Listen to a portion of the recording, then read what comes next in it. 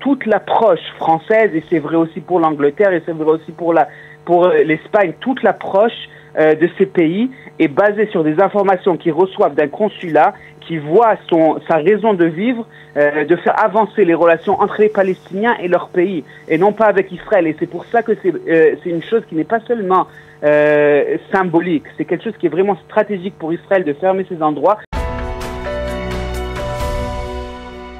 Nous avons le plaisir d'être en ligne avec Dani Ilouz, le député Likoud Dani Ilouz. Bonjour Dan, Boker Tov. Boker Tov. Merci d'être avec nous. Ce matin, nous vous avons sollicité parce que vous avez pris l'initiative la semaine dernière d'installer une sorte de piquet de protestation, de bureau devant le consulat général de France à Jérusalem pour protester contre la reconnaissance par la France, par Emmanuel Macron, d'un État palestinien indépendant. C'est une véritable mesure de protestation. Comment elle a été accueillie face à vos interlocuteurs du côté du consulat ? Alors ma demande elle est très claire. Je pense que ce consulat il doit être fermé. J'ai envie d'expliquer à tous les auditeurs pourquoi c'est tellement important.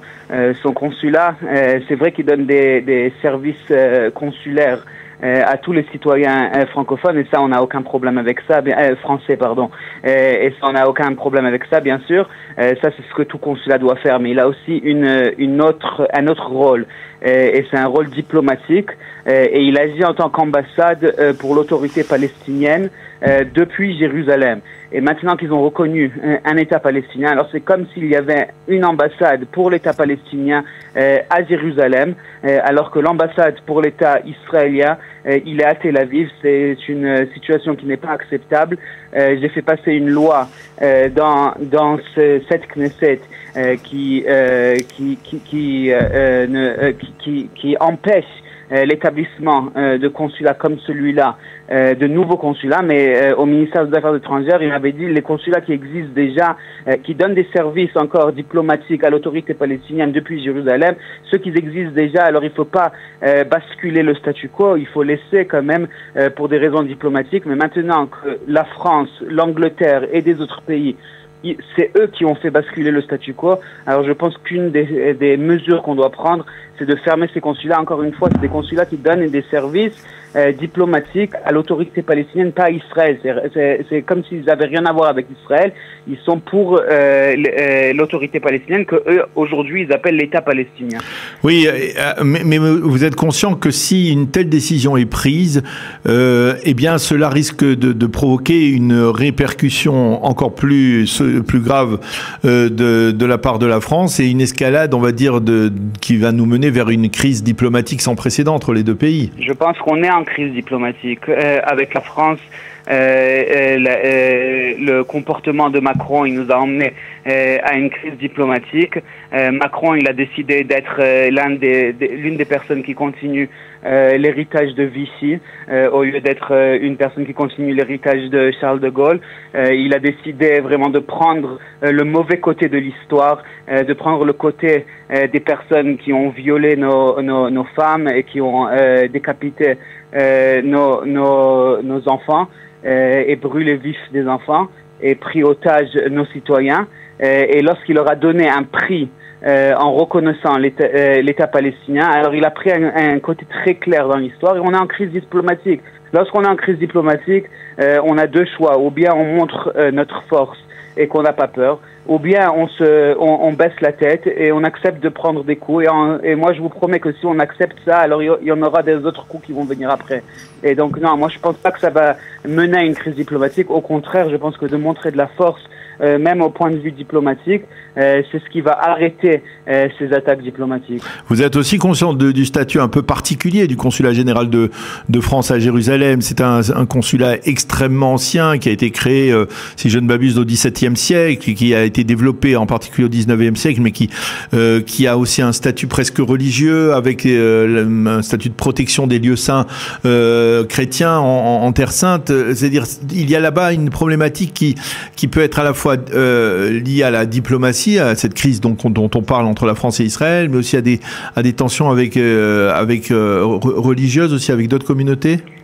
C'est justement pour ça que lorsqu'on a fait passer la loi, alors ils nous ont demandé de ne pas faire basculer le statu quo. Mais comme j'ai dit, c'est pas nous qu'on a fait basculer le statu quo, c'est la France en reconnaissant l'État palestinien qui l'a fait. Maintenant, si ce consulat agissait en tant que consulat qui est en dessous de l'ambassade israélienne. Moi, je pense que l'ambassade israélienne devrait être là-bas, à Jérusalem. Mais bon, ça va pas arriver avec Macron en tant que président. Peut-être dans le prochain président, il va emmener l'ambassade israélienne dans ce lieu-là.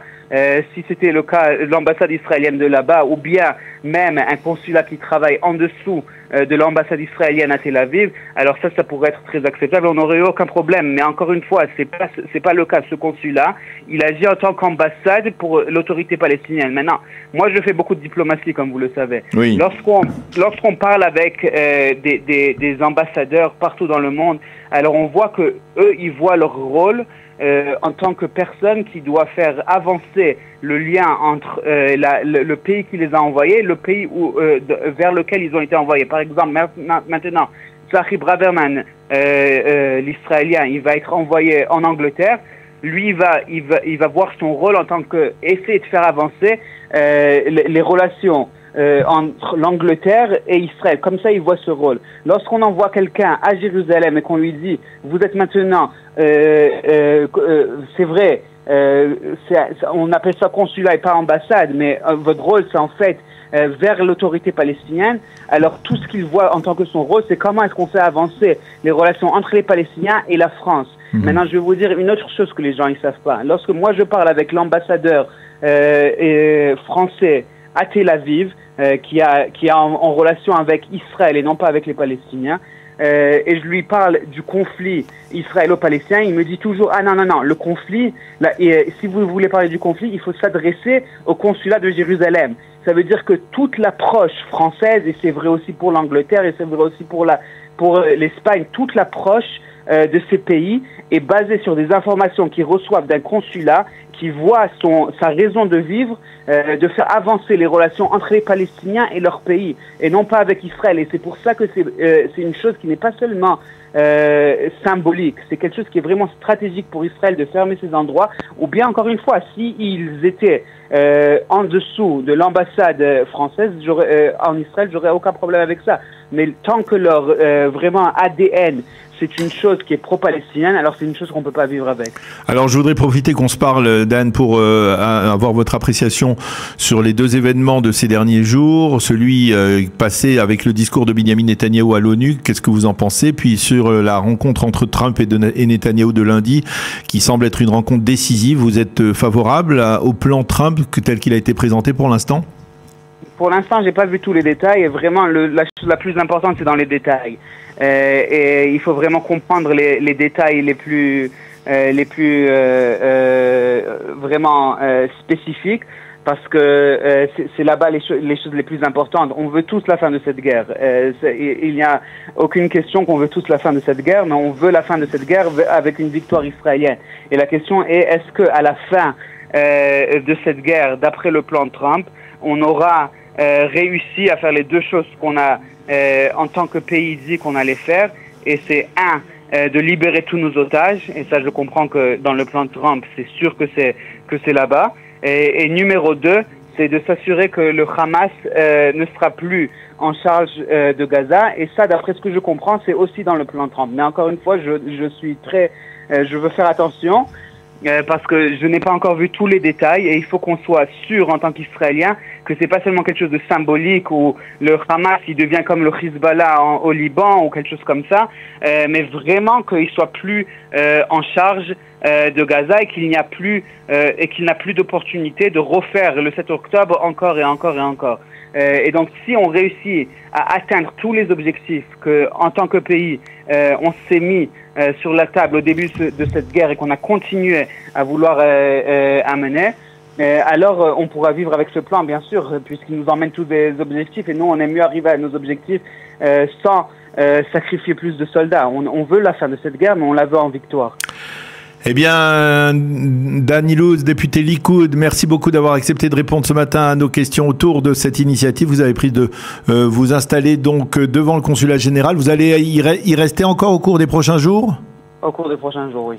Merci beaucoup d'avoir été avec nous ce matin. Bonne continuation. Shavua Tov et Khatima Tova.